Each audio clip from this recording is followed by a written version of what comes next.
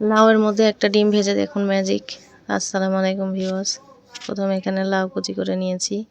এখন এখানে দিয়ে দিব পরিমাণ মতো লবণ, দিয়ে দিব 1 চা চামচ হলুদের গুঁড়া, কিছু রসুন কুচি,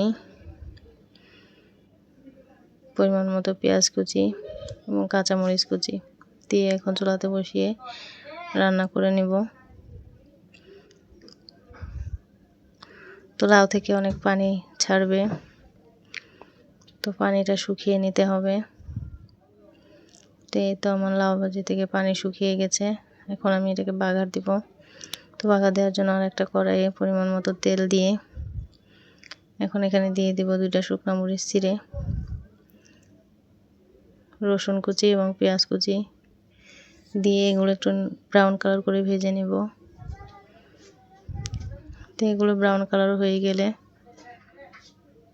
এখন এখানে দিয়ে দেব সেই লাউ।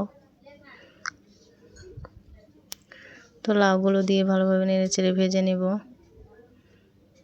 তো এইভাবে কিছুক্ষণ ভেজে নেওয়ার পরে এখন এখানে একটা ডিম ভেঙে দিয়ে দেব।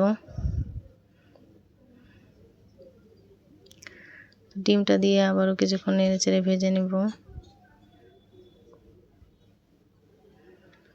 এভাবে করে একদম ভাজা ভাজা করে নেব। তো এভাবে আপনারা একবার হলেও লাউ ভাজি ট্রাই করে দেখবেন, খুবই টেস্টি হয়। আমার ভিডিওটা ভালো লাগলে লাইক, কমেন্ট এবং সাবস্ক্রাইব করবেন প্লিজ।